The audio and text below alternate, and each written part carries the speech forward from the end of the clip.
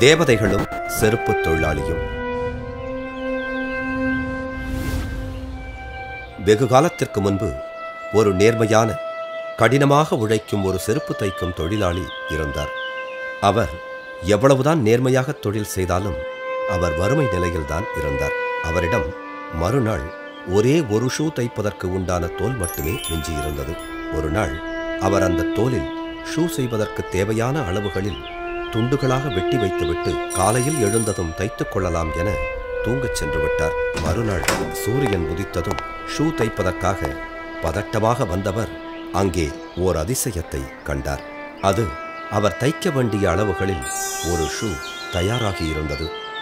அவர் அவற்றை கையில் எடுத்து கூர்ந்து கவனித்தார். ஷூவில் எந்தவித தவறான தையலும் இல்லை. அது மிகவும் அழகாகவும் அருமையாகவும் காணப்பட்டது. ஒரு சிறந்த நிபுணரால் தான் அது தைக்கப்பட்டிருக்க வேண்டும் என உணர்ந்தார். உடனே அவர் தன் மனைவியை கூப்பிட்டு அந்த ஷூக்களை காட்டினார். வியந்து பார்த்த அவரின் மனைவி அந்த ஷூவின் அழகையும் அதனுள் இருக்கும் தொழில் திறமையையும் பாராட்டினார். சிறிது நேரம் கழித்து ஒரு மனிதன் கடைக்கு வந்து அந்த ஷூவினை அணிந்து பார்த்தார். என்கிட்ட இருக்க ஷூக்கள்ல இது போல வசதியாகவும் அருமையாகவும் எந்த ஷூவுமே கிடையாது என பாராட்டிய அவர் மகிழ்ச்சியுடன் ஒரு ஷூவுக்கு கொடுக்கும் விலையைப் போல் பல மடங்கு தொகையை கொடுத்து சென்றார். அந்த ஏழை தொழிலாளி உடனடியாக கடைக்கு சென்று 2 ஷூக்கள் தைப்பதற்கு உண்டான தோலினை வாங்கி வந்தார்.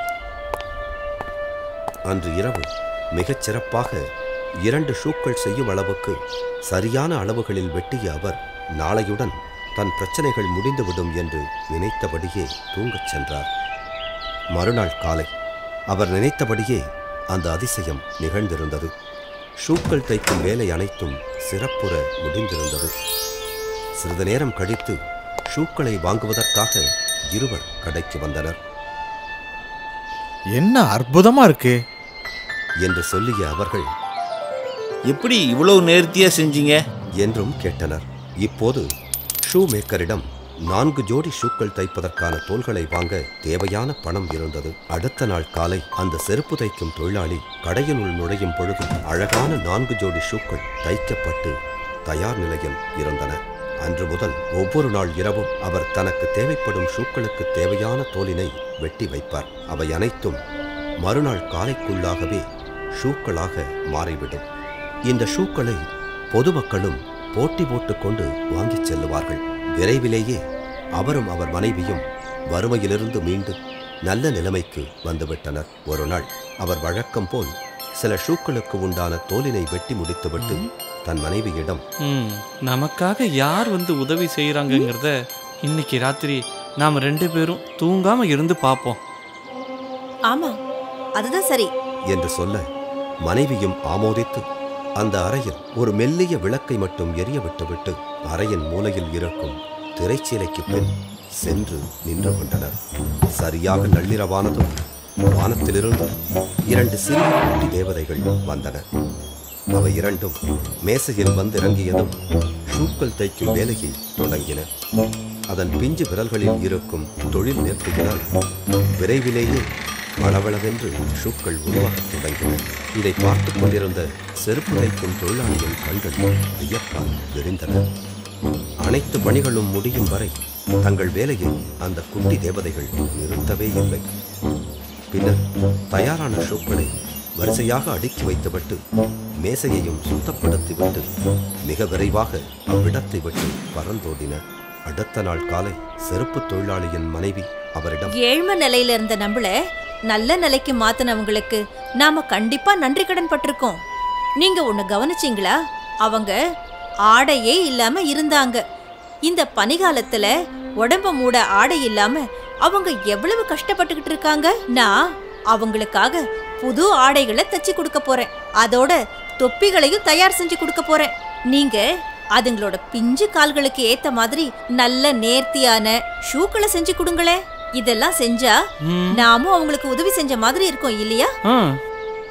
அருமையான திட்டம், உடனே செய்யலாம் என அவரும் ஒத்துக்கொண்டார். உடனடியாக வேலையை தொடங்கிய அவர்கள் இருவரும் அன்று மாலையிலேயே அந்த பரிசுகளை தயார் செய்துவிட்டனர். வழக்கமாக ஷூக்களுக்கான தோலினை வெட்டி வைக்கும் மேசையிலேயே அவைகளுக்கான பரிசு பொருட்களை வைத்துவிட்டு அந்த குட்டி தேவதைகளுக்காக காத்திருந்தனர்.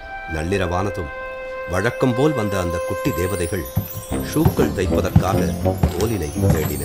ஆனால் அங்கே அவர்களுக்கென வைக்கப்பட்டிருந்த ஆடைகளையும் தொப்பிகளையும் ஷூக்களையும் பார்த்து ஆச்சரியமடைந்தனர். அந்த ஆடைகளை மிகவும் சந்தோஷத்துடன் அணிந்து கொண்டதும் அவர்களின் கண்களில் மகிழ்ச்சி பொங்கியது. அவை இரண்டும் சந்தோஷத்துடன் பாடவும் செய்தன. இன்று நாம் தைக்க வேண்டிய அவசியமில்லை, புதிய ஆடைகள் கிடைத்து விட்டது, மகிழ்ச்சியாக செல்கிறோம் என்று மிகவும் உற்சாகமாக பாட்டு பாடியபடியே அவர்கள் பறந்து சென்றனர். செருப்பு தொழிலாளியும் அவரது மனைவியும் அதன் பிறகு எப்போதும் அவர்களை காணவே இல்லை. ஆனால் அவர்களின் இனிமையான நினைவுகள் மட்டும் எப்பொழுதும் அவர்களுடன் நிலைத்து இருந்தது. வாவ், சூப்பர்ல. எங்க சேனலை சப்ஸ்கிரைப் பண்ணதுக்கு ரொம்ப தேங்க்ஸ். சப்ஸ்கிரைப் பண்ணாதவங்க உடனே சப்ஸ்கிரைப் பண்ணுங்க. உங்களுக்கு இந்த வீடியோ பிடிச்சிருந்ததுன்னா லைக் பண்ணுங்க, கமெண்ட் பண்ணுங்க, ஷேர் பண்ணுங்க. Bye cities.